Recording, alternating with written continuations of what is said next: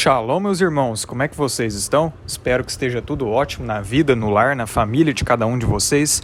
Desejo que o nosso Altíssimo Yahuwah abençoe grandemente a todos que estejam assistindo esse vídeo aqui. E hoje eu sinto de abordar um assunto muito importante que eu vejo que acaba sendo distorcido, que acaba surgindo uma interpretação que leva as pessoas ao comodismo espiritual e não à santificação e à obediência, que é o processo que todos nós devemos passar. Se dissermos realmente que estamos no Messias e seguindo verdadeiramente o caminho dele. Porque muitos honram com os lábios, mas têm seus corações distantes. Agora, as pessoas que têm o coração circuncidado e transformado pela fé, pela fidelidade no Messias, o mínimo que elas têm de fazer é obediência e santidade. E é algo que eu sempre enfatizo nos meus canais, porque sem as tais não adianta nada, nenhum conhecimento, não adianta nada você saber de mistérios do reino celestial, não adianta nada você adquirir conhecimento, tudo isso acaba se tornando vão quando você não busca o essencial, que é o que realmente vai nos levar de volta para casa. Mas então vamos lá. A pergunta aqui do vídeo de hoje é: uma vez salvo, salvo para sempre? Muitos acreditam nisso. Há teologias, há vertentes que defendem essa ideia, que aquela pessoa que é alcançada pela graça do Messias, ela nunca vai deixar de ser salva. Uma vez salva, salva para sempre. No calvinismo mesmo, eles dizem que o eleito, ele jamais vai deixar de ser eleito. E não importa se no meio do caminho ele vai cometer alguns pecados, mesmo assim ele vai confirmar a sua eleição até o fim e será salvo. Então é essa a ideia que eles costumam passar. Mas nesse vídeo de hoje nós vamos ver aqui vários textos bíblicos que demonstram o contrário, só demonstrando a seriedade que é o processo de salvação.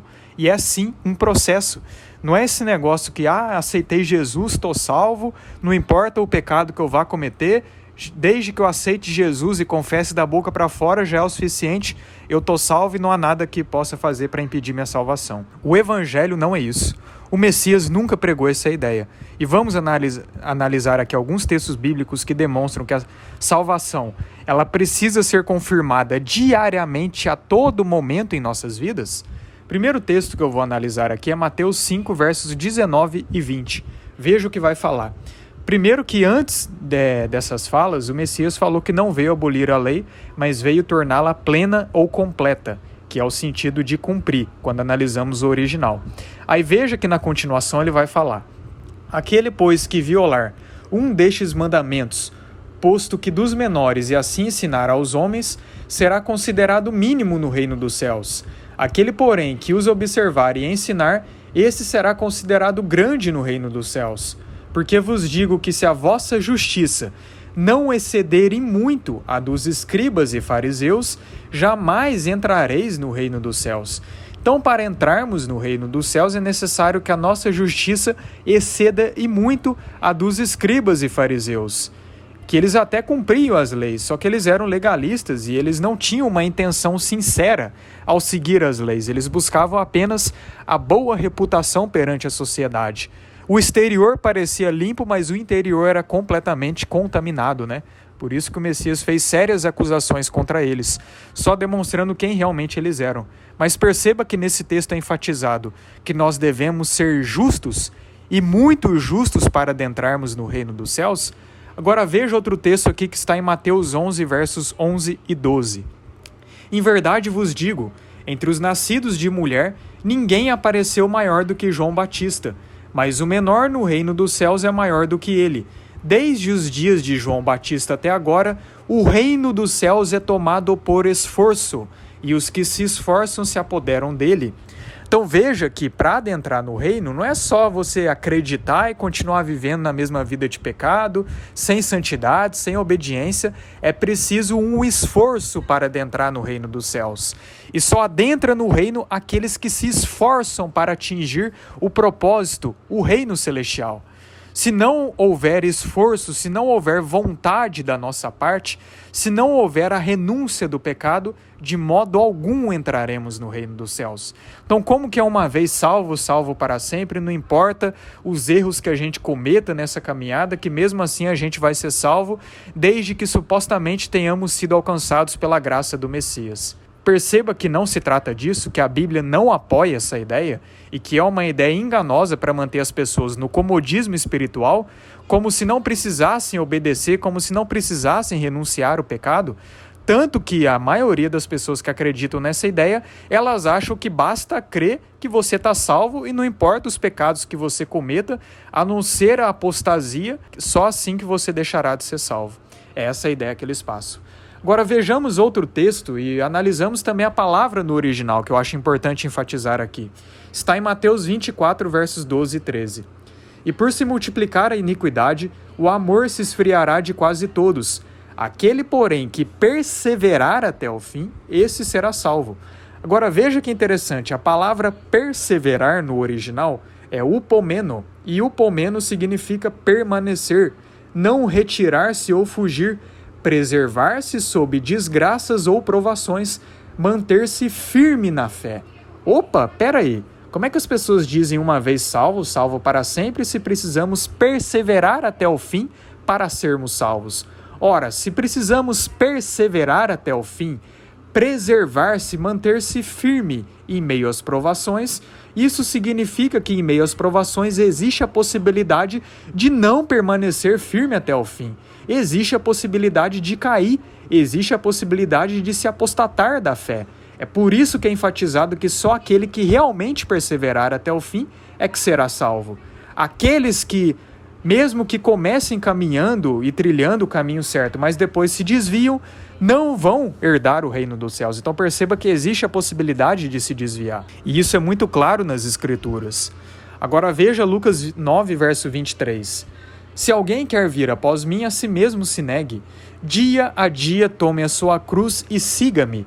Para seguir o Messias é necessário renúncia, é necessário tomar a sua cruz diariamente e o seguir, tendo ele como nosso cabeça. Agora, para as pessoas que dizem que não é necessário nenhuma obra, nenhum fruto para estar no Messias, recomendo que analise comigo esse texto agora de João 15, a partir do verso 1. Eu sou a videira verdadeira, e meu pai é o agricultor. Todo ramo que estando em mim não der fruto, ele o corta, e todo o que dá fruto limpa, para que produza mais fruto ainda. Vós já estáis limpos pela palavra que vos tenho falado. Permanecei em mim e eu permanecerei em vós. Como não pode o ramo produzir fruto de si mesmo, se não permanecer na videira, assim nem vós o podeis dar, se não permanecerdes em mim. Opa, peraí. Então tem pessoas que são alcançadas pelo Messias, que são enxertadas na videira, porém não produzem frutos e são retiradas da videira. Como é que fica uma vez salvo, salvo para sempre, se tem pessoas que começam no caminho certo, mas por não produzirem frutos, são retirados da videira? E aqueles que permanecem na videira são aqueles que dão frutos, são aqueles que produzem boas obras, obras dignas do reino celestial.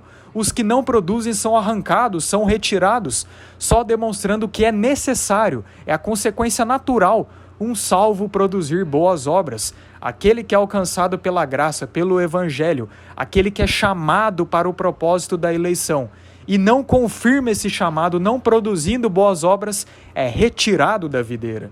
Esse texto aqui é muito claro em relação a isso. Agora vamos analisar aqui outros textos que só demonstram que não existe essa ideia de uma vez salvo, salvo para sempre.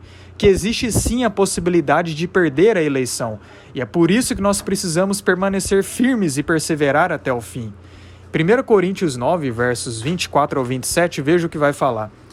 Não sabeis vós que os que correm no estádio, todos na verdade, correm, mas um só leva o prêmio?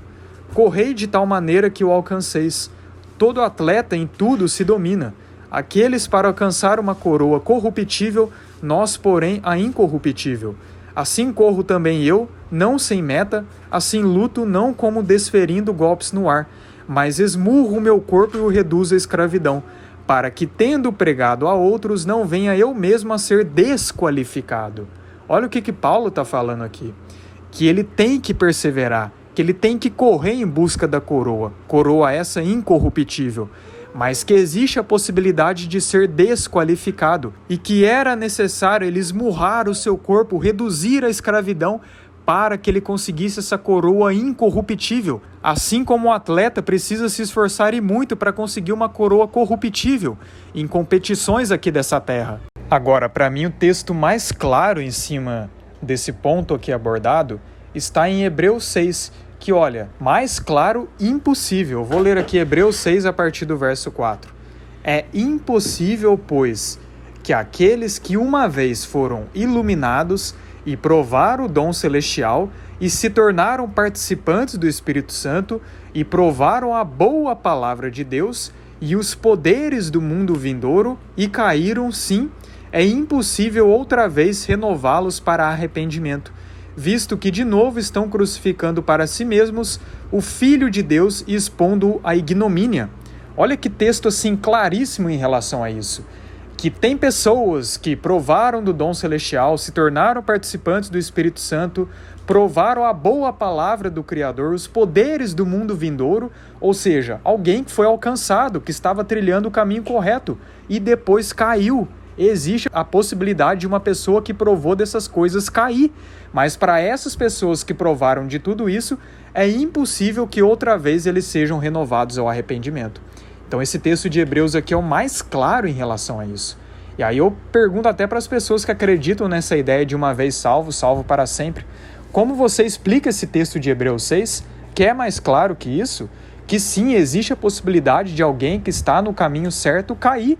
Por isso que é necessário nos mantermos firmes e perseverar até o fim. Nós estamos em um teste, e um teste envolve provas, envolve provações, envolve situações que é necessário que a gente permaneça até o fim, que a gente supere essas tribulações. Em Hebreus 10, versos 26 e 27 vai falar para a gente: porque se vivermos deliberadamente em pecado, depois de termos recebido o pleno conhecimento da verdade, já não resta sacrifício pelos pecados, pelo contrário, certa expectação horrível de juízo e fogo vingador, prestes a consumir os adversários. Outro texto muito claro: as pessoas que receberam o pleno conhecimento da verdade, ou seja, foram alcançadas pelo Evangelho, pelo propósito da redenção através do nosso Messias e continuam no pecado, ou seja, significa que isso é possível, tais pessoas vão perder a salvação. Ainda que elas tenham sido alcançadas, elas podem perder. Por isso que precisamos de quê? Renúncia, obediência e santidade. Falta muitas pessoas compreenderem isso, a importância dessas coisas. Se não há santidade, nós não entraremos no reino dos céus. Se não há obediência, nós não entraremos no reino dos céus. Ainda mais nos tempos que estamos vivendo, onde tudo aquilo que é oculto está sendo revelado. Em Hebreus 12, isso vai ser confirmado para a gente. Seguir a paz com todos e a santificação, sem a qual ninguém verá o Senhor. Sem a santificação, ninguém herdará o reino dos céus, ninguém verá o Criador, ninguém verá o Messias. Todos nós precisamos passar por isso, porque é o processo natural de um convertido, de alguém que é alcançado pela graça, que mantém o chamado e confirma a escolha, confirma a eleição, confirma o fato de ter sido escolhido, de ter sido chamado para o propósito da salvação através do Messias. Então é necessário que a gente confirme constantemente esse chamado, esse propósito, para que a gente não caia, para que a gente não pereça e não saia desse caminho. Vamos ver aqui outros textos que só enfatizam essa ideia e só mostram que o entendimento de que uma vez salvo, salvo para sempre é um engano que te induz a não buscar a santificação. Agora Filipenses 2, a partir do verso 12, veja o que está escrito. Assim, pois, amados meus, como sempre obedecestes, não só na minha presença, porém muito mais agora na minha ausência, desenvolvei a vossa salvação com temor e tremor, porque Deus é quem efetua em vós tanto o querer como o realizar, segundo a sua boa vontade. Então esse texto aqui demonstra que a salvação é algo que devemos desenvolver, é um processo. Primeiro, nós somos alcançados pela graça, pelo Evangelho, através do Messias. Nós começamos a trilhar o caminho, retirando primeiro os piores pecados, os pecados mais graves, e é um processo de restauração que com o tempo nós vamos retirando os outros pecados. E toda essa obra é o Messias que faz por intermédio da rua, do Espírito Santo, que é só por meio dela que nós podemos renascer e adentrar no mundo vindouro. Então a salvação é algo que deve ser desenvolvido. E se algo precisa ser desenvolvido, é porque há a possibilidade de não desenvolver. Não é essa a ideia que, uma vez que você foi alcançado, já era, você está salvo e não precisa desenvolver e não precisa ser um processo, você já está salvo, é isso que importa. Não há respaldo para trazer essa ideia segundo as Escrituras. E por falar em Filipenses 3, vejamos o que vai falar aqui a partir do verso 12. Não que eu tenha já recebido ou tenha já obtido a perfeição, mas prossigo para conquistar aquilo para o que também fui conquistado por Cristo Jesus. Ou seja, Paulo estava nesse processo para conquistar a salvação. E ele entendia que ele devia conquistar. Já que ele foi conquistado pelo Messias, ele devia conquistar a salvação, ou seja, ele devia fazer a sua parte. Ele devia perseverar até o fim. Veja o que ele vai falar na continuação. Irmãos, quanto a mim, não julgo havê-lo alcançado, mas uma coisa faço, esquecendo-me das coisas que para trás ficam e avançando para as que diante de mim estão, prossigo para o alvo, para o prêmio da soberana vocação de Deus em Cristo Jesus. Então Paulo estava prosseguindo para o alvo, ele estava na caminhada, no processo, na jornada, onde era necessário ele perseverar até o fim para alcançar o prêmio da chegada final, o prêmio da salvação. Imagina que você está em uma corrida e você precisa chegar no destino final. Imagina que por algum motivo você sai desse caminho que te leva ao destino final. Isso significa que só porque você entrou na corrida é certo que você vai chegar no destino final? Obviamente que não, existe a possibilidade de você acabar perdendo o caminho, perdendo a linha de chegada e trilhar outro caminho, não é mesmo? Assim também é com a salvação, existe a possibilidade da gente se desviar, por isso que precisamos permanecer firmes. É muito simples o relato das Escrituras. Agora veja os relatos que vai falar nas cartas de Pedro, como 2 Pedro 1, versos 10 e 11. Por isso, irmãos, procurai com diligência cada vez maior confirmar a vossa vocação e eleição, porquanto procedendo assim não tropeçareis em tempo algum, pois desta maneira que vos será amplamente suprida a entrada no reino eterno de nosso Senhor e Salvador Jesus Cristo. Mais um texto que indica, confirmem a vocação, confirmem a eleição, e é só procedendo assim que de modo nenhum tropeçaremos, e aí atingiremos a salvação, a entrada no mundo vindouro. Então perceba que é necessário confirmar a eleição e que não tem essa ideia de eleição incondicional. A eleição é totalmente condicional ao fato se vamos ou não confirmá-la. E nós só podemos confirmá-la através da produção de boas obras, de bons frutos. Se estamos na videira, precisamos produzir bons frutos. Aquele que não produz frutos é o quê? É retirado da videira. Então o relato das Escrituras é muito claro. E ainda em 2 Pedro, agora no capítulo 2, a partir do verso 20, veja mais uma vez essa descrição. Portanto, se depois de ter escapado das contaminações do mundo, mediante o conhecimento do Senhor e Salvador Jesus Cristo, se deixam enredar de novo e são vencidos, tornou-se o seu último estado pior do que o primeiro. Aqui mais uma vez confirmando que é possível você ser alcançado pela graça, pelo Messias e mesmo assim você cair, e quando você é alcançado e cai, o seu estado se torna pior do que o primeiro. É muito pior uma pessoa que foi alcançada pelo Messias e se aparta do caminho e volta ao estado de pecado, de viver deliberadamente no pecado, do que uma pessoa que nunca foi alcançada, que nunca recebeu o conhecimento do Evangelho, que nunca de fato foi renascida do Espírito. Então é muito pior uma pessoa que é alcançada e acaba caindo, porque ao que muito é dado, muito será cobrado.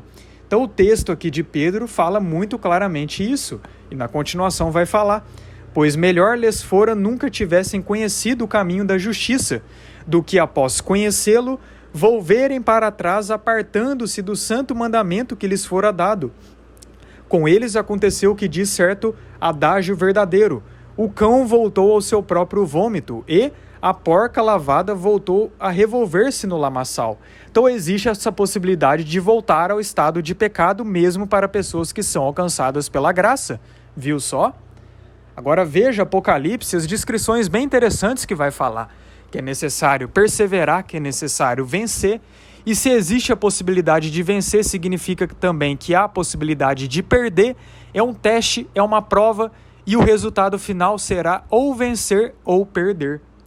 Então, para o vencedor, se ele chegar a ser contado como um vencedor, isso significa que ele teve que passar por muitas provações, por muitos desafios, para aí sim ele ser considerado como um vencedor. E em todos esses desafios existiria a possibilidade de ele ser derrotado e cair. É sempre assim uma competição. Por que no caso do Evangelho seria diferente? Apocalipse 2, verso 10. Não temas as coisas que tens de sofrer. Eis que o diabo está para lançar em prisão alguns dentre vós, para ser dispostos à prova, e tereis tribulação de 10 dias, sê fiel até a morte, e dar-te-ei a coroa da vida. É necessário sermos fiéis, leais, firmes até o fim, para herdarmos a coroa da vida. E seremos provados, seremos testados. O ouro é provado no fogo, e assim nós seremos provados. A nossa fé tem de ser provada, se de fato nós somos servos do Pai ou se não somos servos do Pai. Na continuação do capítulo 2, veja o que vai falar. Ao vencedor que guardar até o fim as minhas obras, eu lhe darei autoridade sobre as nações, e com cetro de ferro as regerá e as reduzirá a pedaços como se fossem objetos de barro. Assim como também eu recebi de meu Pai, dar-lhe-ei ainda a estrela da manhã. Então é necessário vencer, guardar até o fim as obras, é necessário produzir boas obras, para aí sim atingir a salvação, e aí sim herdar a coroa da vida e o mundo vindouro. E por fim, vejamos mais textos agora do capítulo 3 de Apocalipse. Venho sem demora, conserva o que tens, para que ninguém tome a tua coroa. Então existe a possibilidade de a coroa da vida ser tomada para aqueles que são alcançados pelo Messias, pela redenção, que começam a trilhar esse caminho, que estão destinados a herdar a coroa. É possível perder essa coroa se tal pessoa se desviar do caminho e se entregar ao pecado.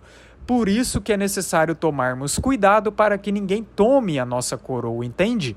E na continuação, no verso 21, ao vencedor dar-lhe-ei sentar-se comigo no meu trono, assim como também eu venci e sentei com meu Pai no seu trono. Então o relato das Escrituras, do Evangelho é muito claro. Existe a possibilidade de perder, existe a possibilidade de cair, inclusive para os salvos. Todos nós, aqueles que não se posicionaram na batalha celestial, através do Messias, do preço pago antes da fundação do mundo, do Cordeiro que foi imaculado antes da fundação do mundo, através desse preço de redenção, todos nós tivemos nossos nomes colocados no livro da vida. Porém, se não perseverarmos até o fim, nós teremos os nossos nomes riscados do livro da vida. Posso até depois trazer um material em cima disso. Então não é essa ideia, esse espantalho, como algumas pessoas que acreditam nessa hipótese do uma vez salvo, salvo para sempre querem dizer.